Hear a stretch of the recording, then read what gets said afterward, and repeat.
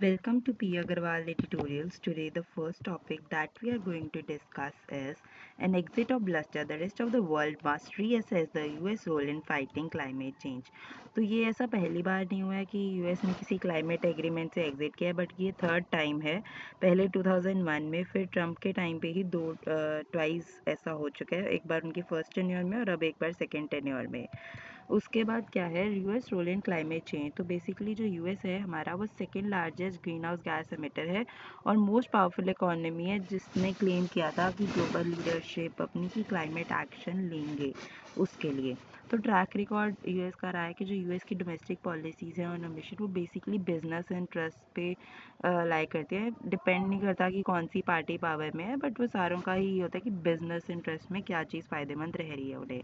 Increased oil and gas production under Biden and Trump. Then US became the largest crude oil producer, natural gas producer and exporter of LPG in 2022. The next is missed targets and new commitments. तो US already 2022 में जो उन्होंने 2030 तक emissions reduction target लिया था, उसका सिर्फ 1/3 achieve किया उन्होंने 2022 तक। फिर न्यू टारगेट्स जो बाइडन ने सेट किए 61% से 66% जो एमिशन की रिडक्शन की 2035 तक कर लेंगे, वो इनसफिशेंट है हमारे 1.5 डिग्री सेल्सियस गोल को मीट करने के लिए। प्राइवेट कैपिटल इन रीनेबल्स, तो रीनेबल एनर्जी में जो इन्वेस्टमेंट्स हैं वो काफ़ी इंक्रीज हुई हैं। जो प्राइवेट कैपिटल है is now substantial enough कि even climate skeptic leaders like Trump cannot ignore it. Then उसके बाद हम देखें फ्यूचर इम्प्लीकेशंस क्या है कि अब तो फॉर्मल एग्जिट भी हो गया और continued engagement even after the formal withdrawal. तो यूएस अभी भी अनऑफिशियली हो सकता है कि नेगोशिएशंस में पार्ट मतलब ले, जैसे कि COP30 जो ब्राज़ील में होगी नवंबर 2025 में। बिग सिग्नल्स फ्रॉम ट्रम्प क्या है कि ट्रम्प्स पॉलिटिकल अप्रोच जो है वो बेसिकली ड्यूअल स्ट्रैटेजी की बात करती है कि public exiting but privately engaging in climate discussions. The conclusion यही है कि the rest of the world must also assess the US role in combating the climate change given its inconsistent track record and insufficient efforts to meet global targets. The next topic is China's moves must recast India's critical mineral push. So China strategic moves in critical minerals. तो recent restrictions जो हमने देखे हैं कि जनवरी 2 2025 को China ने 28 US की entities, तो डायरेक्टली नहीं उन्होंने यूएस को ब्लॉक किया, बट उनकी 28 कंपनीज या एंटिटीज़ को उन्होंने क्रिटिकल मिनरल्स एक्सेस करने के लिए रिस्ट्रिक्ट किया है, जिसमें कुछ एक इम्पॉर्टेंट मिनरल्स आते हैं जैसे कि tungsten, gallium, magnesium, beryllium, hafnium, lithium 6 etcetera. तो चाइना की स्ट्रैटेजी क्या है कि जो वेस्टर्न नेशंस को टारगेट मिनरल्स इंपॉर्टेंट हैं या एसेंशियल हैं सेमीकंडक्टर्स के लिए, बैटरीज या हाईटेक मैन्युफैक्चरिंग के लिए, उसको वो रिस्ट्रिक्शंस उन पे लगा दो। फिर avoid restricting minerals heavily dependent on western imports और those impacting domestic industries. Then China strategic moves in critical minerals. तो हिस्टोरिकल कॉन्टेक्स्ट भी इसका रह चुका है, ये पहली बार नहीं है कि चाइना ऐसे रिस्ट्रिक्ट कर रहा है।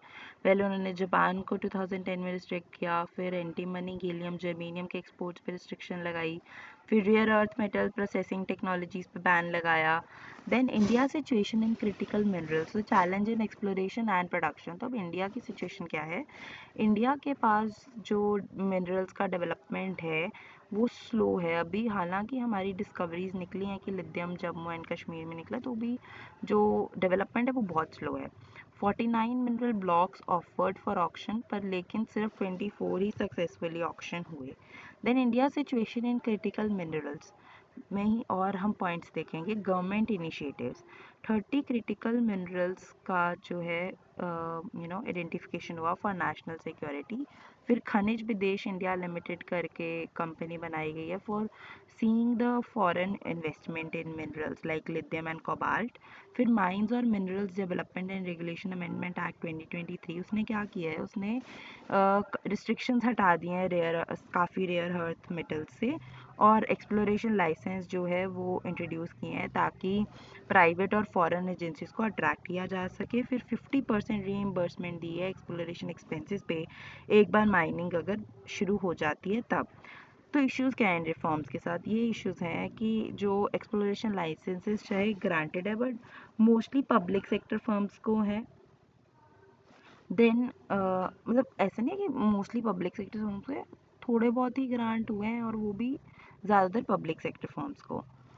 देन माइनिंग जो लाइसेंसेस ऑक्शन स्टॉल्ड हैं वो ड्यू हैं, क्यों? क्योंकि हमारे पास लिमिटेड जियोलॉजिकल डाटा है और आउटडेटेड रिसोर्स क्लासिफिकेशन है। Outdated classification, many blocks lack detailed exploration data, जो G1 से G4 कैटेगरीज होती है, जिसमें G1 मोस्ट इसेंशियल डाटा है, जिसके बिडर्स के लिए रिस्क हो रहा है कि पता नहीं हम माइनिंग शुरू करें, वहाँ पे मिले ना मिले, तो उतना प्रॉफिट हो ना हो।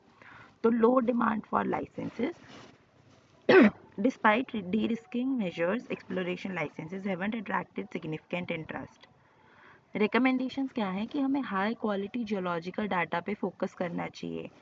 देन फिजिकल इंसेंटिव्स देने चाहिए, जैसे कि हम इंडिया के सेमीकंडक्टर फैब्रिकेशन स्ट्रैटेजी में क्या चीज़ है कि हम पहले फाइनेंशियल सपोर्ट देते हैं, कि मतलब 50% सपोर्ट हम अगर पहले ही दे दें उन्हें, मतलब कुछ भी जिस तरह भी गवर्नमेंट सोचे वो पहले सपोर्ट दी जाए, कैपिटल सपोर्ट, तो हो सकता है बिडर्स भी अट्रैक्ट हों। Then conclusion is India's critical mineral strategy must overcome the exploration investment challenges, and learning from semiconductor manufacturing could make a pathway for unlocking the sector's potential. So this should be seen. Thank you.